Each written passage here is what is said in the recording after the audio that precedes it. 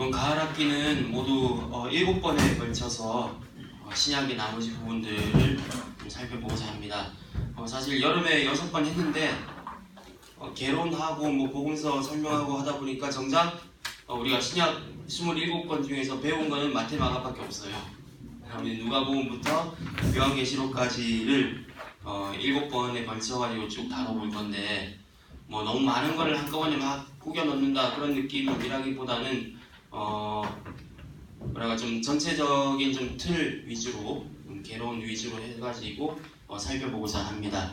그래서 오늘은 누가행전이라는 거는 맨 처음 시간에 들었지만 누가복음 사도행전은 연결되어 있는 1부, 2부이기 때문에 이걸 한꺼번에 살펴보는 것이고, 다음 주에는 요한복음과 같은 뿌리에 있는 서신서 요한 1, 2, 3서를 살펴보고, 그 다음에 3번에 걸쳐서 바울 서신을 살펴보고 2번 남았죠. 마지막 6번째 시간에는 바울 서신 아닌 서신들의 주요 내용을 추려보고, 마지막 7번째에는 요한계시록 종말론을 강의하도록 그렇게 하겠습니다. 그렇게 총 7번에 걸쳐가지고 신약을 전체 좀 틀거리를 잡는 그런 연습을 우리가 하도록 하겠습니다. 누가복음 사도행전을 같이 살펴봅니다. 아까는 말했지만 이게 왜 같이 이렇게 묶여 있는가 하는 거는 여러분이 잘 아실 겁니다. 누가라는 이름의 이 저자, 누가라는 이름으로 대표하는 이 저자가 누가복음과 사도행전을 둘 다 썼다. 이거는 100% 사실입니다. 왜 그러냐 하면은 저자가 일단 같고 같은 수신자가 나오죠. 수신자 이름이 뭐라고 되어 있죠? 데오빌로요. 사도행전 맨 처음에도 보면은 데오빌로 또는 데오빌로 각하. 데오빌로 이게 어떤 로마의 고위 관직에 있는 사람의 이름일 수도 있고, 근데 이 데오빌로라는 이름의 뜻을 풀어보면은 데오는 뭘까요? 데오스, 하나님. 빌로는 필로스, 하나님의 사랑받는 자, 그런 말이에요.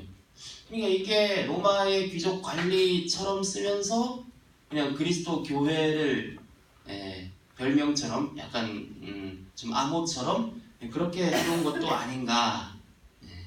그렇습니다. 한 사람일 수도 있고 교회일 수도 있고 분명하진 않지만, 일단 누가복음과 사도신경 맨 처음에 보면은 정중한 문체로 수신자에게 경의를 표하면서 데오빌로에게 글을 써보내고 헌정하는 것으로 그렇게 되어 있습니다. 그러니까 보통 신약교에서는 누가행전이다 그렇게 묶어서 이야기를 해요. 누가행전이라는 말을 이제 앞으로 쓰게 되는 거는 누가복음 사도행전 이거를 다 묶어가지고 누가행전이다 그렇게 표시하도록 하겠습니다. 일단 누가복음이 제1편이고 사도행전이 제2편이 되겠습니다.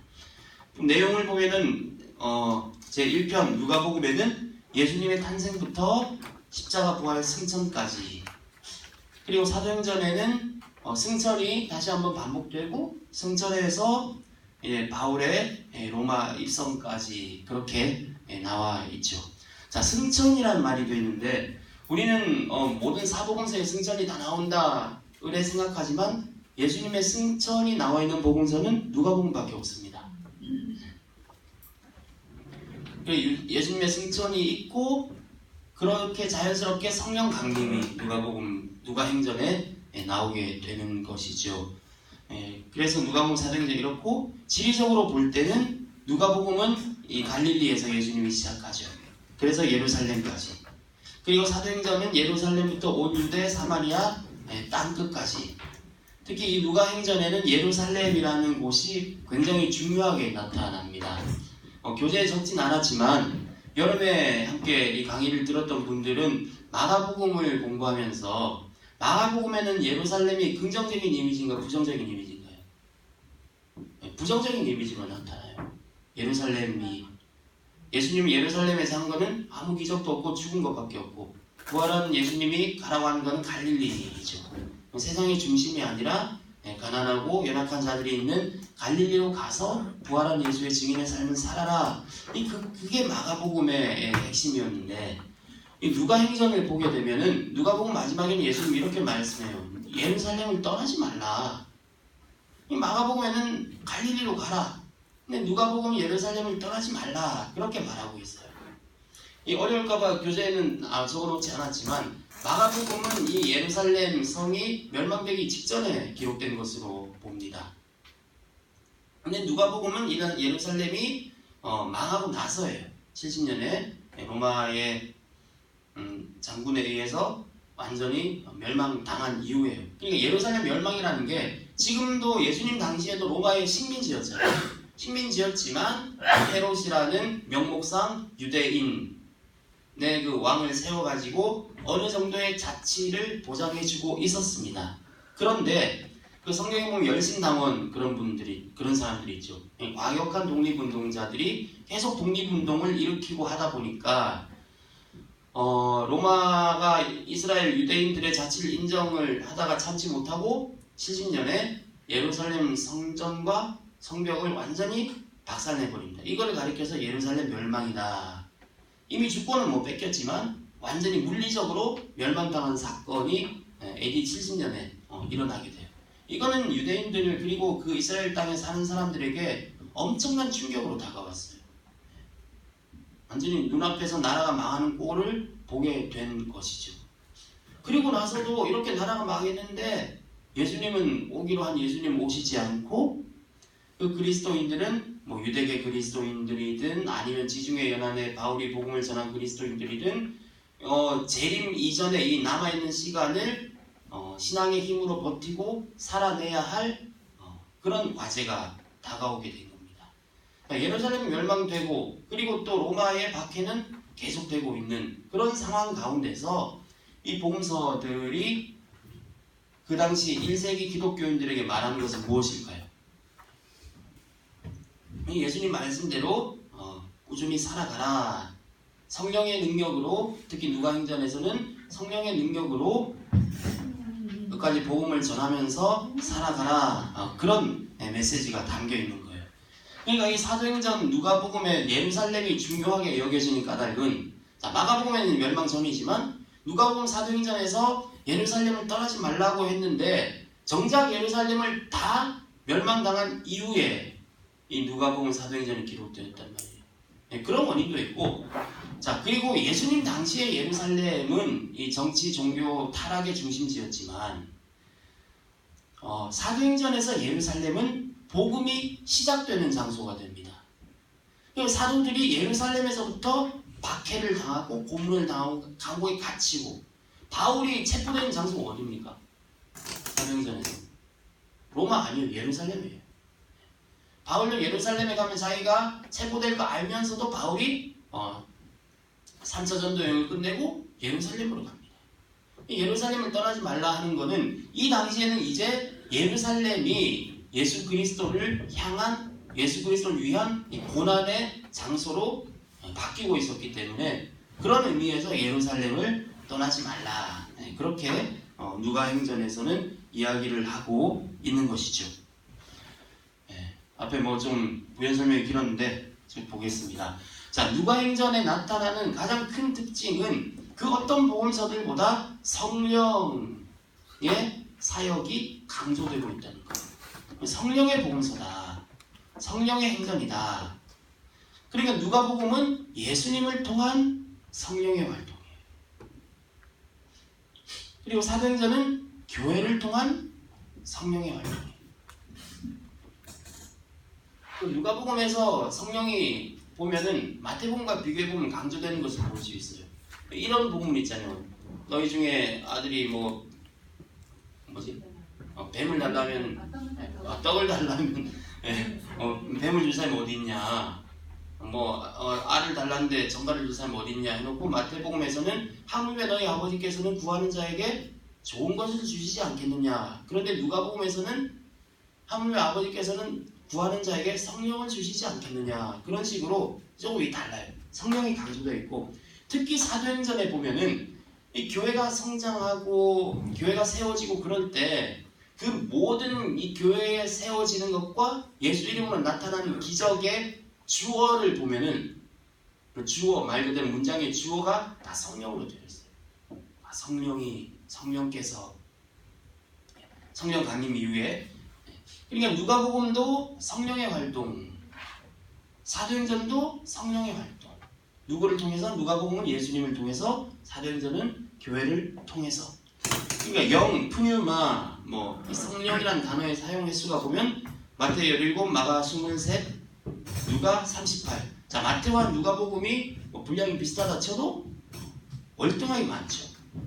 요한복음이 보혜사 성령 많이 나올 것 같지만 요한복음보다 누가행전이 성령이라는 단어를 사용하는 횟수가 훨씬 많다는 거죠. 사도행전은 무려 69번이나 영, 성령 그런 단어를 사용하고 있습니다.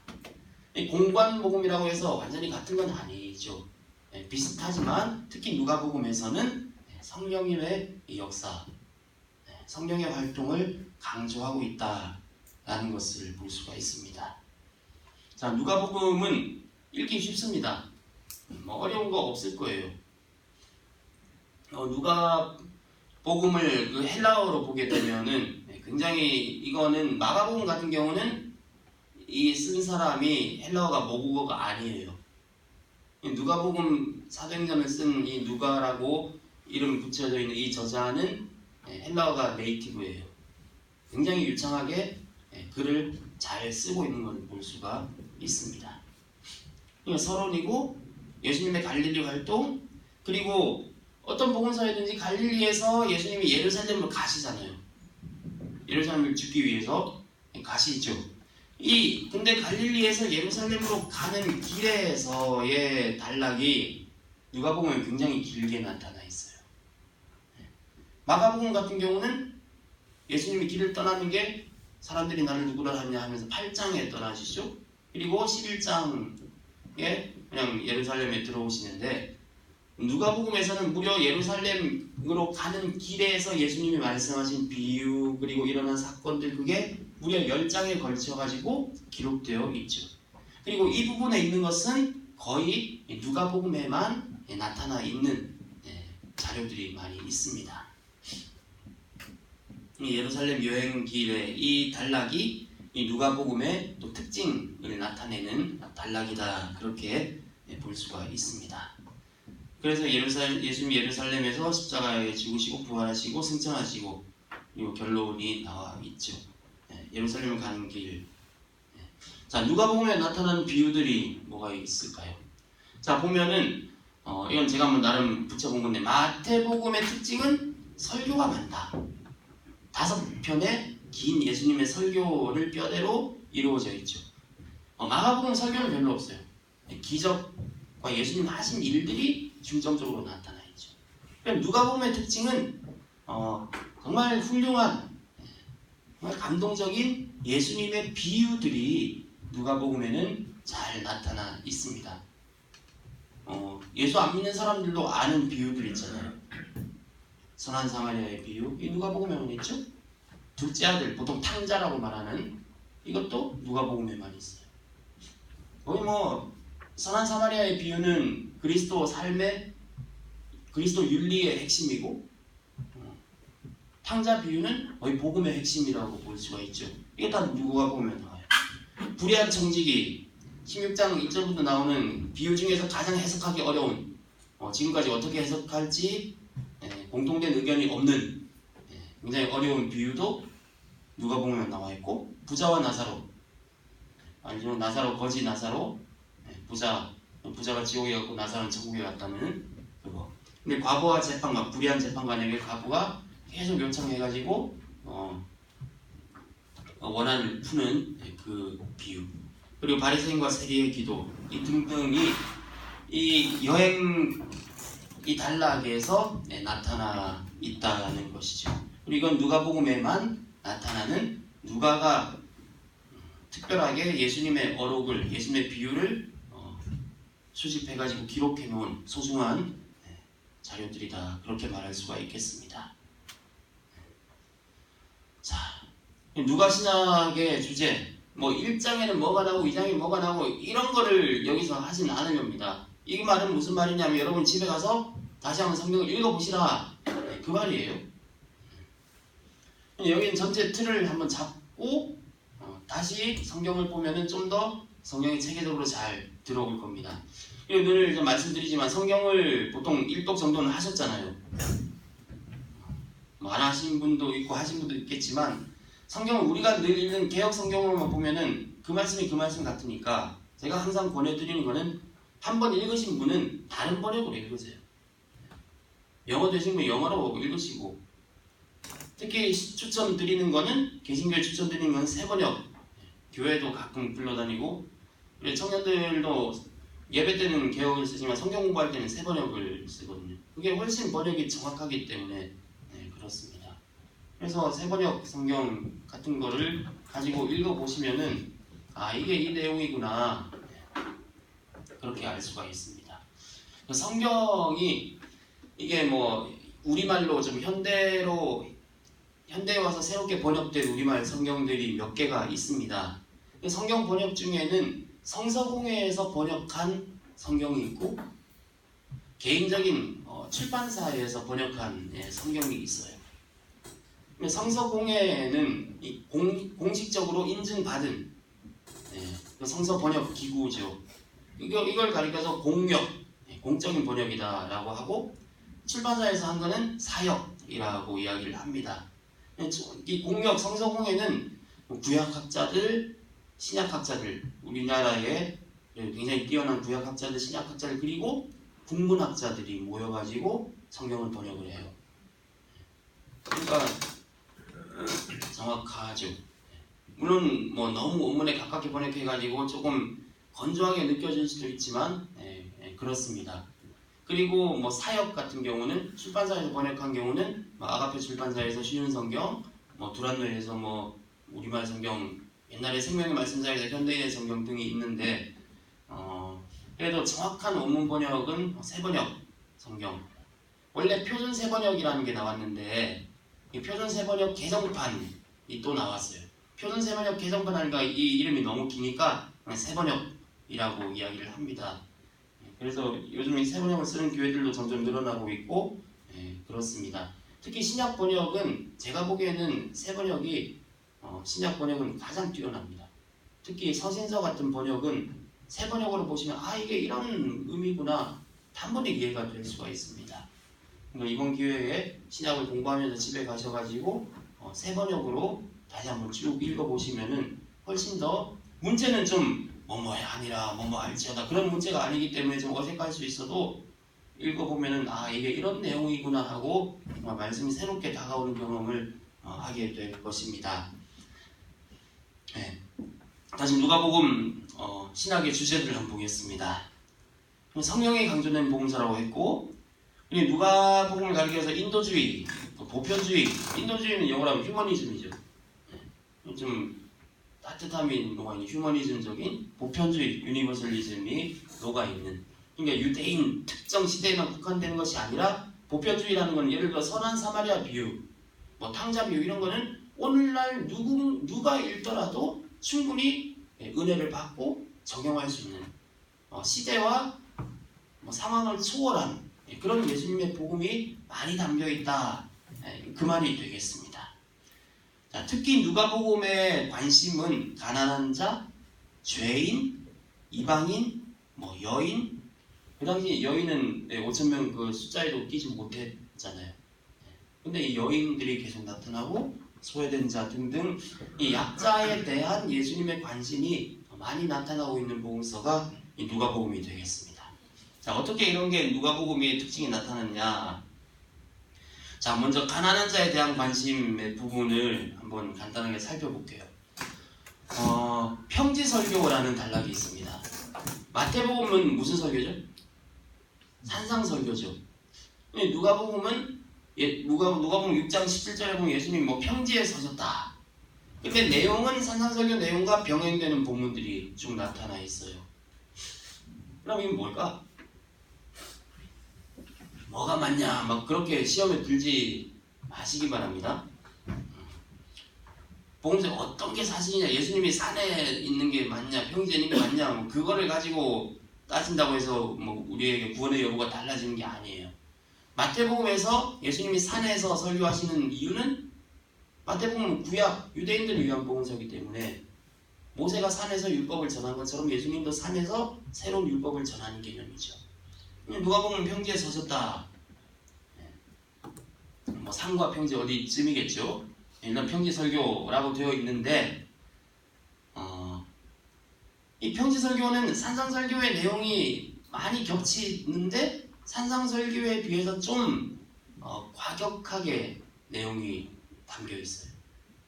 예를 들어서 마태복음은 8복이죠. 누가복음은 8개인데 4복 4화예요. 누가복음이 좀 더 거칠다는 거죠. 좀 더 그러니까 많이 우리를 찔리게 한다. 그런 뜻으로 해석할 수가 있는 겁니다. 자, 특히 평지설교에 나타난 가난한 자. 자, 4복 4화 중에서 첫 번째 복은 너희 가난한 자는 복이 있다. 그리고 두 번째는 지금 줄인 자는 복이 있다. 그리고 4화 중에서 첫 번째 화는 화에 실진 자 너희 부유한 자여. 화에 실진 자 너희 지금 배부른 자야. 대놓고 이 가난한 자가 복이 있고 부자가 화가 있을 거다. 그렇게 이야기를 하고 있는 것이죠. 근데 마태는 어떻게 되어 있어요? 뭐가 가난한 자? 심령이 가난한 자. 누가복음은 실제로 가난한 자. 그렇게 말하고 있습니다. 특히 이 가난한 자에 대한 관심들이 잘 나타나 있는 것이죠. 자, 그리고 부자에 대한 경고들이 나와 있습니다. 아까 화 있을 진저 있고 부자와 나사로 비유도 부자는 지옥에 가 있고 나사로는 천국에 가 있고 그리고 어리석은 부자 비유 혹시 아시나요? 어떤 부자가 창고에 막 재물을 쌓아두고 그 하는 내용이 있죠. 거기서 예수님께서 자기를 위하여 재물을 쌓아두고 하나님께 대하여 부요하지 못한 자가 이와 같다. 아무리 재물을 쌓아놔도 하나님이 그 영혼을 거두어 가시면 아무 소용없다. 그런 내용들이 마가복음, 누가복음에만 나오는 내용들이죠. 자, 그리고 또 세리와 죄인들, 그 당시 속된 말로 인간 취급 못 받던 이 두 부류의 사람들입니다. 당시 사회에 구성원으로 인정받지 못한 부정한 사람들의 대명사가 세리와 죄인들이죠.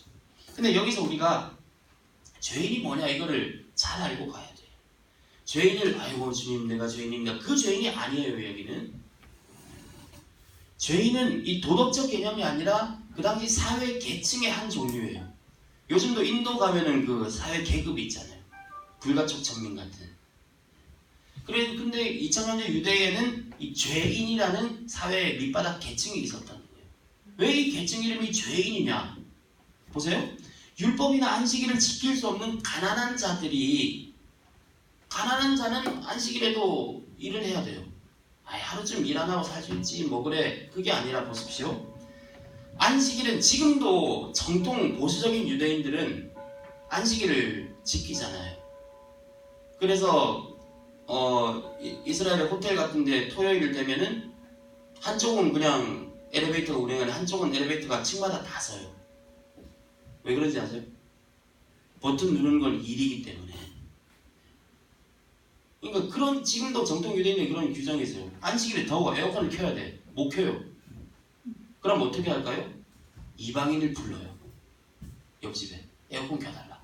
실제로요. 뭐 자료들이 있어요. 자, 이런 맥락에서 보십시오. 나는 정통 유대인이 때문에 안식일에 에어컨을 못 켜. 그러면은 다른 사람으로 하여금 죄를 짓게 해야 돼요. 그래서 죄인이 발생하는 거예요. 이거 양치는 목자들이 뭐 누가복음에는 나오고 하죠. 누가복음 2장에 보면 밤에 양치는 목자들이 예수님의 탄생 소식을 듣잖아요. 그거는 그 농장 주인들이 아니에요. 밤에 그 농장 주인이 밤에 그렇게 밤새 경비하겠어요? 아니죠. 자, 안식일에는 일을 하면 안 됩니다.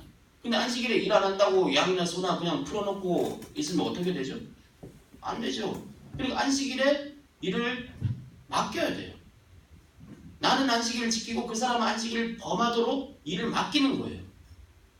그래서 안식일에도 일을 해야 하는 그런 가난한 노동자들, 일용직들은 그냥 안식일에 일하는 노동자가 아니라 죄인이라는 사회 계층이 되어버리는 거예요. 굉장히 이 율법의 모순이 드러나고 있는 거예요. 그러니까 특히 복음서에서 죄인이라는 말은 특히 누가 보면 세리와 죄인들이 계속 나와요. 그 죄인은 죄를 지은 사람이 아니고 가난한 일용직 노동자들, 그 사회 계층이라고 이해를 하셔야 됩니다. 무슨 말인지 이해되시죠? 자, 세리와 죄인에 대한 관심. 세리는 왜 나쁜지 아시죠? 세금을 걷어먹고 자기가 더 착취하고, 그리고 세리는 또 로마인이라는 이방인들과 계속 접촉을 해야 되기 때문에 거룩하지 못한 사람으로 그렇게 인식되는 거죠. 자, 근데 예수님이 세리를 제자로 부르셨어요. 마태를. 세리와 함께 음식을 나누세요. 특히 누가복음에는 이 음식을 나누는 것이 많이 등장을 하고 있는데, 밥 한 번 먹는 거, 예수님 당시에 밥을 같이 먹는다는 것은 지금보다 훨씬 더 큰 의미가 있습니다. 우리는 뭐 맛집 가면은 혼자 가면은 막 합석시키잖아요. 저는 혼자 가면 꺼졌나요? 배터리 부족. 배터리 부족. 그럼 이부터 김구라 목사님 걸로 올리겠습니다.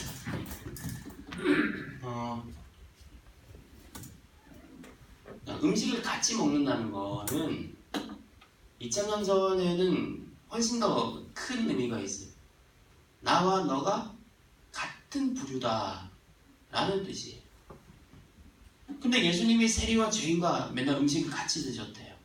이거는 예수님이 세리와 죄인과 똑같은 사람이다, 그 의미예요. 유대인들 음식을 앉아 먹는 게 아니고 어떻게 먹었죠? 2000년 전에는 거의 누워가지고, 그 보면은 그 성경에 보면 뭐 누워서 음식을 먹는다, 그런 원문에 보면 다 음식을 먹는데 누워서 먹는다. 그러니까 거의 뭐 엉켜 붙어가지고 그렇게 음식을 먹고, 또 포도주 마시고 그렇게 있으니까 거의 진짜 한 부류로 보이는 거죠. 그래서 구약의 율법에는 이방인과 같이 밥 먹지 말라는 거죠. 겸상하지 말라는 거죠. 근데 예수님은 겸상을 하셨어요. 세리와 죄인과 같은 집단 공동체가 스스로 일부러 되신 거죠. 그냥 하늘의 영광을 버리고 이 사람만 되신 게 아니라 세리의 자리, 죄인의 자리에까지 스스로 낮아지신 거예요. 그냥 식탁 공동체라고 합니다. 예수님이 하나님 나라 운동을 일으키신 중요한 방법 중에 하나는 잔치를 베풀고 함께 식탁을 나누는 것. 이거는 훨씬 더 신학적이고 영적인 의미예요. 교회에서 왜 주일날 점심때 밥 먹습니까? 그 뿌리가 이거예요. 예수님의 식탁 공동체를 본받아서 하는 거예요. 그래서 교회는 잘 먹어야 되는 공동체. 특히 이 7장 34절에 보면은 이 번역을 좀 다시 얘기했는데, 예수님 보고 사람들이 뭐라고 해요? 세례요한은 금식하니까 저는 왜 금식하냐 하더니 예수님께서 오더니 먹기를 당하는 자요, 포도주를 즐기는 자요, 세리와 죄인들의 친구다.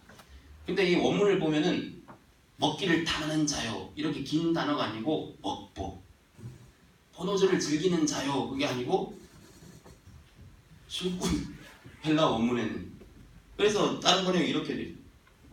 저 먹보의 술꾼의 세리 죄인들의 친구다. 그 당시 예수님을 놀리던 대표적인 말이잖아요. 그만큼 예수님 이런 욕을 들어 먹으면서까지 식탁 공동체의 중요성을 아셨던 거예요. 예수님이 뭐 식탐이 있으셨습니까? 먹을 데가 없어가지고 맨날 세리와 죄인들과 포도주 드시고 먹고 그러셨을까요? 아니죠. 그만큼 이 식탁 공동체를 정말 중요하게 여기셨기 때문에 그렇죠. 그냥 말로만 함께 하는 게 아니라, 말로만 사랑하는 것이 아니라 함께 밥 먹어주는 것. 그것에서부터 예수님의 하나님 나라 운동이 시작되고 실천되는 거예요. 이게 어디로 이어져요? 고린도전서 보면 애찬, 교회에서 항상 보면은 초기 교회에서는 항상 뭘 먹었어요. 예배만 드린 게 아니고 다 음식을 준비해 와서 먹고, 그리고 그냥 먹는 게 아니라 귀족들이, 집을 가진 사람들이 심지어 노예들에게도 음식을 대접하고 서빙하고, 집사의 원어가 원래 식당에서 주방에서 응접실로 음식 나르는, 그게 디아코노스거든요. 그게 집사라는 직분이 된 거예요.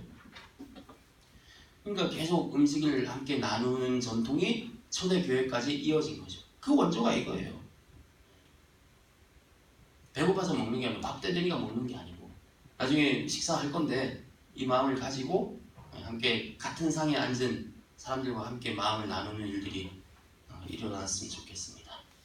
자, 그리고 밥 먹는 것도 모자라서 심지어 세리의 집에, 세리 중에 세리장, 세리 두목인 삭개오의 집에 하룻밤 묵어야 되겠다.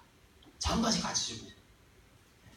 그런 예수님의 파격적인 행동이 누가복음에 잘 나타나고 있죠.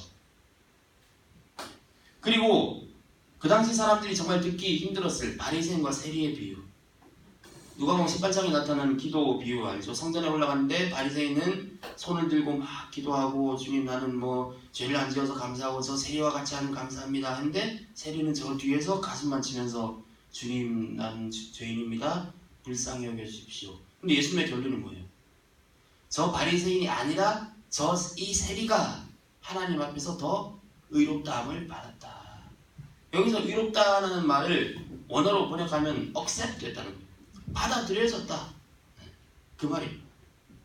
세리가 의로운 자가 되는 거죠. 굉장한 그 당시 사회 구조에서 좀 받아들이기 어려운 굉장히 반전을 예수님께서 선언하고 계시는 겁니다. 자, 그리고 여인에 대한 관심. 그 당시로 남성에 비해서 존재감이 없었는 여인에 대한 관심들이 계속 나와요. 엘리사벳 이야기 나오죠. 안나, 시몬과 안나, 나이 드신 예수님 탄생 때 찬양했던 안나, 나인성 과부의 아들을 살리고, 마리아와 마르다 이야기도 누가복음에 나오죠. 또 누가복음에 보면 예수님 십자가 골고다 올라갈 때 예루살렘에서 우는 여인들이 나오고, 누가복음 8장에 보면 예수님을 갈릴리에서부터 예루살렘에서까지 섬겼던 그 여인들의 이름이 나와요. 그러니까 12제자들은 예수님 속만 썩이고 밥만 먹고, 실제로 그 예수님과 12제자를 서포트했던 그 여인들의 목록이 나오고 있는 거죠. 그리고 이 여인들은 다 긍정적인 이미지로 나타나요. 마가복음 같은 데서 12제자는 다 부정적인 이미지잖아요. 누가복음에서 예수님과 옆에 있던 여인들은 다 좋은 사람들로 나타나겠죠. 그리고 이방인에 대한 관심, 특히 그 당시 정말 개처럼 취급당했던 사마리아인에 대한 관심. 사마리아인이 가장 선해, 사마리아 비유에서. 그리고 누가복음 11장에 보면은 예수님이 가다가 10명의 나병 환자를 고쳐주는데, 고침받고 그 중에 한 사람만 예수님께 감사드리러 왔죠. 그 한 사람은 사마리아인이다. 그리고 마태복음 1장의 족보는 아브라함부터 시작하죠. 유대 다윗 왕족의 족보입니다. 근데 누가복음의 족보는 그 위로 올라가고 아브라함으로 그치지 않고 하나님까지 올라가요. 이거는 유대인을 초월해서 보편적 인류의 메시아로 오신 누가 예수님을 나타내고 있는 거죠. 그러니까 마태복음은 수신자가 유대인이라면 누가복음은 아마 헬라 로마인들을 대상으로 한 교회 공동체를 위한 복음서라고 볼 수가 있습니다. 유대적인 헬라어도 거의 안 써요. 다 헬라 로마 명칭으로 다 명칭들을 바꿔 쓰는 것을 볼 수가 있습니다. 그리고 취임설교, 아까 취임설교 말씀 안 드렸나? 취임설교는 이 교재는 맨 처음에 있는데, 이 취임설교는 뭐냐면은 아까 평지설교는 6장이고 취임설교는 4장이에요.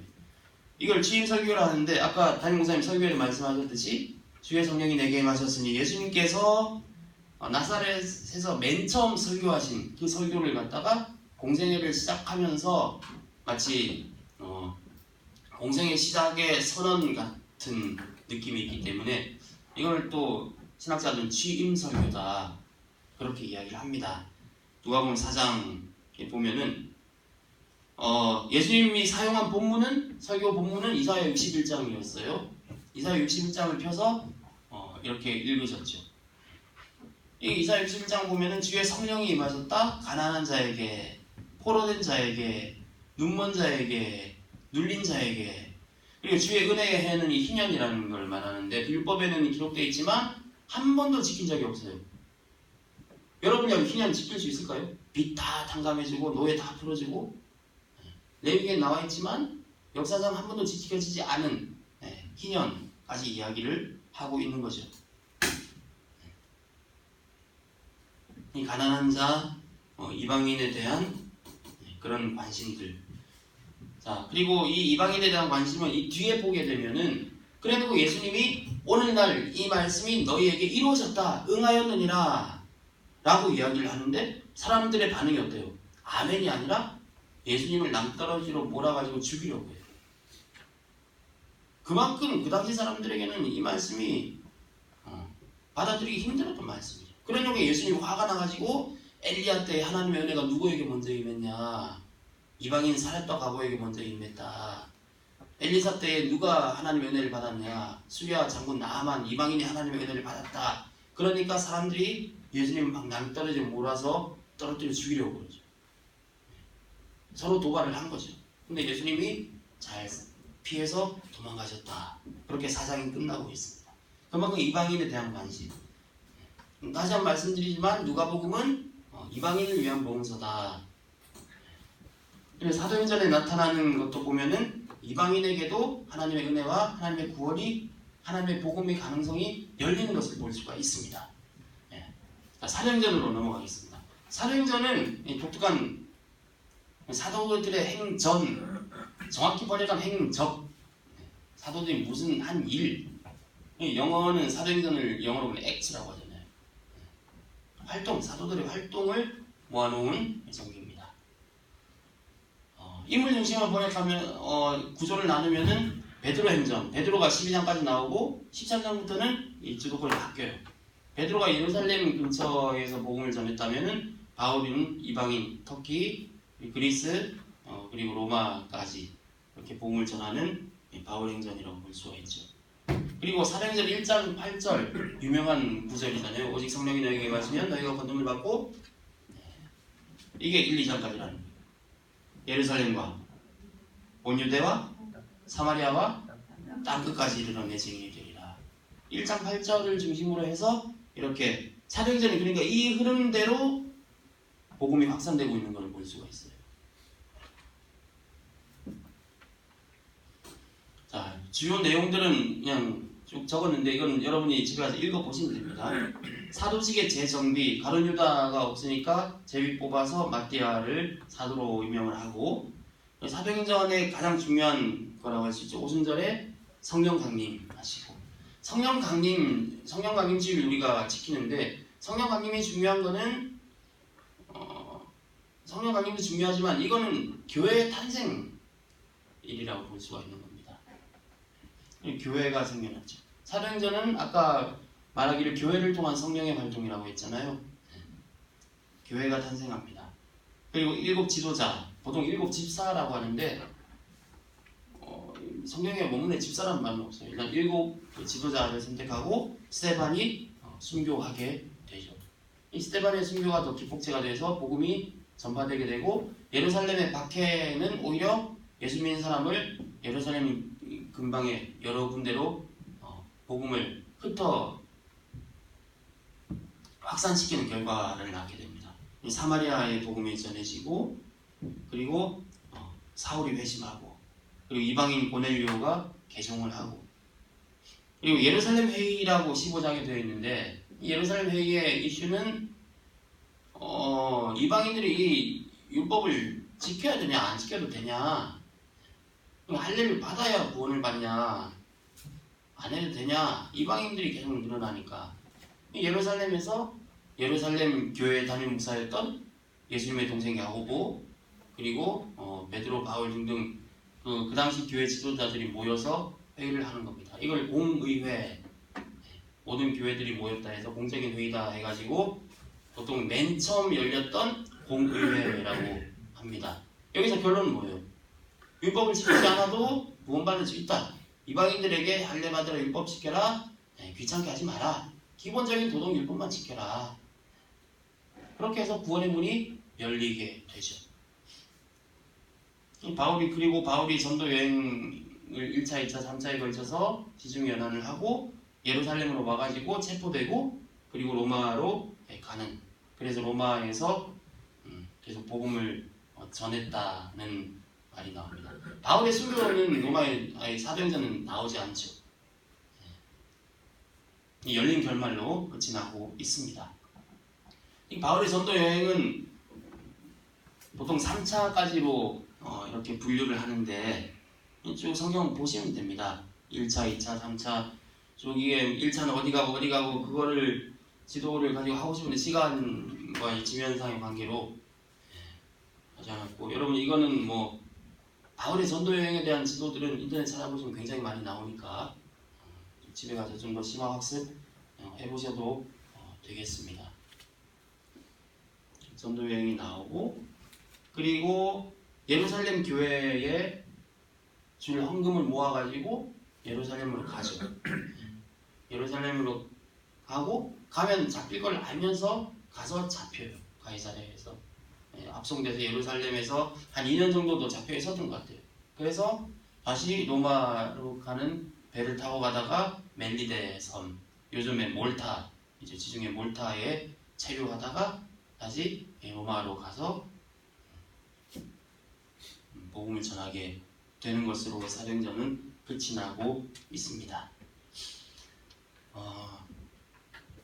누가 행전에서는 이 복음이 전해지는 내용들이 나오고 있는데, 이거가 보면은 그 당시 사회적인 이 통념으로서는 받아들이기 힘든 여러 가지 편견과 그런 장벽들이 무너지는 일들이 계속해서 나오고 있어요. 그러면서 이 누가행전을 보면서 오늘날 우리가 어떤 적용을 할 수 있을까 한번 생각을 해보는 거죠. 바울의 회심 부분에 보면은 이런 말이 있습니다. 눈에서 비늘 같은 것이 벗어져서 다시 보게 되었다. 이 바울의 편견은 뭐였죠? 예수 믿는 사람은 다 나쁜 사람들이다. 다 죽여야 된다. 이단이다. 율법을 파괴하는 사람이다. 민족을 해치는 사람들이다. 그렇게 했는데 바울이 하늘의 빛을 보고 예수님을 만나고 사흘 동안 식음을 전폐하고 눈이 안 보이고 있는데 아나니아라는 사람의 안수를 받을 때 눈에서 뭔가 벗겨졌대요. 이 복음의 역사, 성령의 역사를 가로막고 있던 그 눈의 비늘이 벗겨졌다. 우리 눈에서 뭔가 벗겨질 때 복음이, 성령의 역사가 계속 확산될 수 있는 거예요. 우리는 제한된 인간이기 때문에 누구나 자기 눈에 비늘을 쓰고 있고 안경을 쓰고 있습니다. 안경을 통해서, 색안경을 통해서 여기저기 다 바라보고 살고 있죠. 근데 누가행전에서 우리에게 계속 실천을 요구하는 것은 그런 편견을, 그런 나만의 선입견, 신앙이 아니라 나의 신념을 무너뜨리고 내려놓을 때에 하나님의 성령의 역사가 일어난다는 것을 계속 보여주고 있어요. 아까도 말했지만 누가복음에서 예수님은 굉장히 파격적인 행동을 보였어요. 세리와 죄인들과 계속 먹고 마시십니다. 이것도 복음, 편견을 깨는 예수님의 행동이었죠. 사마리아인을 옹호하시고 여인들의 명단까지 누가복음에 나타나 있고 이방인, 세리, 죄인. 오늘날 이런 사람들은 누구일까? 우리 주위에 복음을 가로막는, 우리가 그들과는 접촉해서 안 된다고 생각하는 사람들은 어떤 사람들일까 생각해 보게 되는 거죠. 그리고 사도행전은 훨씬 더 파격적인 이 수용과 이 용납의 사건들로 가득 차 있습니다. 이방인도 구원을 얻을 수 있다라는 이 말은 그 당시 굉장히 획기적인 일이거든요. 원래 유대인이 하나님이 선택한 민족이라 했는데 그게 아니라는 거예요. 이방인도 구원을 얻을 수 있다. 그래놓고 사도행전 9장에 보게 되면 바울의 회심 사건이 나오죠. 자, 그 바울이 회심했다고 해서 바울이 바로 교회의 일꾼으로 세워진 게 아니고, 그 구절을 쭉 보게 되면은 바울도 대단하지만 아나니아라는 사람이 나옵니다. 갑자기 예수님이 아나니아에게 나타나셔가지고 바울을 만나가지고 기도해주라. 근데 아나니아가 뭐라고 해요? 아, 예수님 무슨 말씀이냐고. 저 인간이 얼마나 우리를 죽이고 박했는지 아시냐? 아시지 않습니까? 하니까 예수님이 다른 대꾸하지 않고 가라 말씀하세요. 그래서 아나니아가 다마스쿠스로 가는 길에 그 사울을 만나가지고 맨 처음 만났을 때 뭐라고 얘기해요? 형제 사울아. 교회를 죽이던 원수를 처음 만나자마자 형제. 이 형제라는 말도 밥같이 먹는 정말 말 그대로 형제, 같은 일원이라는 말이거든요. 이 아나니아의 이 용기, 원수를 형제로 받아들인 정말 이 극적인 이 한마디가 없었다면 지금의 바울은 없는 거예요. 그래서 바울이 회심을 하고 또 예루살렘 교회 공동체로 가게 되죠. 예루살렘 교회에서 스데반을 때려 죽인 그 원수가 바울인데, 예루살렘 교회에서 바울을 어떻게 하죠? 바나바가 받아줘요. 원수 사울을 형제로 아나니아가 받아주고 바나바가 받아주고, 이 두 사람의 이 용납이 있었기 때문에 바울이 바울 될 수 있었던 거죠. 그리고 이방인에게 구원이 열리는 사건이 10장에 보면 나타나 있어요. 이게 굉장히 입체적인 그림으로 나와 있죠. 베드로가 밤에 기도하는데 이상한 환상이 보여지잖아요. 갑자기 하늘로부터 광주리가 내려오고 고기 먹을 것들이 있는데 다 구약에서 먹지 말라고 한 부정한 짐승들, 예를 들면 돼지 막 그런 게 나오는데 성경에서 말해요. 베드로야, 잡아먹으라. 안 됩니다. 저거 성경에 먹지 말라고 한 겁니다. 근데 하나님께서 뭐라고 해요? 하나님이 깨끗하게 하신 것을 네가 속되다 하지 말라.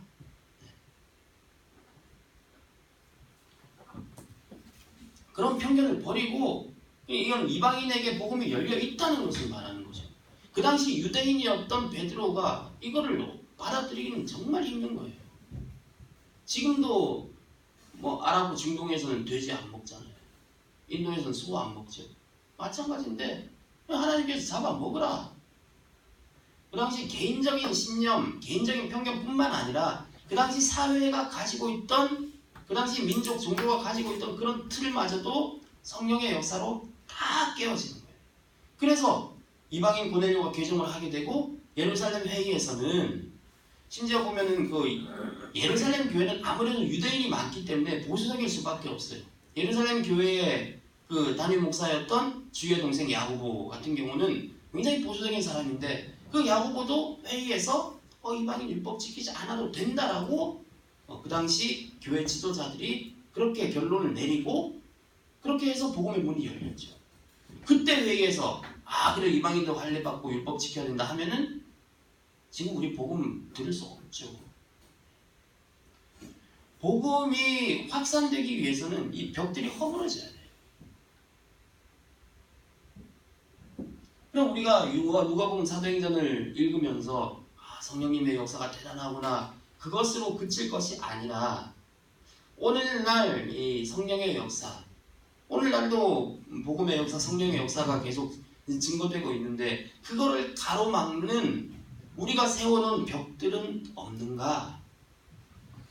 한국 교회가 세워놓은 그런 벽들은 없는가? 그런 장벽들, 편견들, 세상을 향해서 문을 열어놓지 못하고 계속 벽을 쌓고 배제하고 그런 것들은 없는지 이 누가복음 사도행전을 통해서 살펴보게 되는 것이죠. 이 복음의 힘이 생각보다 놀랍습니다. 물론 세상의 시대 정신은 계속 바뀌어요. 그럴 때마다 교회는 위기다 이야기를 해왔습니다. 하지만 복음의 흐름이, 복음의 확산 지역이 바뀌었을 따름이지 2000년 전부터 이 기독교는 계속해서 명맥을 유지해오고 있어요. 우리가 이 누가행전에 나온 것처럼 우리가 가지고 있는 편견을 깨고 우리 눈에서 계속 비늘이 사우처럼 벗겨질 때에 우리를 통해서, 우리 교회를 통해서 성령께서 하시는 일들이 더 잘 드러날 것이라 그렇게 생각합니다. 그런 마음을 가지고 집에 가서 누가복음 사도행전을 계속 읽어보시면은 좋겠습니다. 다음 주는 요한복음을 함께 다루도록 하겠습니다. 기도합시다. 하나님, 누가행전을 통해서 예수님을 통한 성령의 활동, 또 교회를 통한 성령님의 역사하심을 보게 됩니다. 주님, 우리도 옛날 사도들처럼 복음을 전하는 자가 되게 하여 주시고, 옛날 예수님처럼 정말 이 땅에 가난하고 소외된 자를 향한 관심과 사랑을 놓치지 않도록 인도하여 주시옵소서.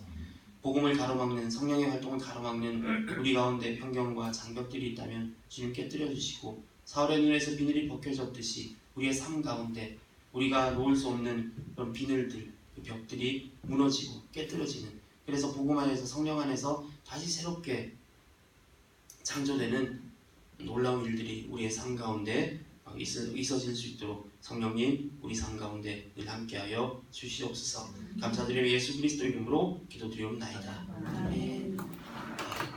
뒤에 나가실 때 이름 적고 가주시기 바랍니다.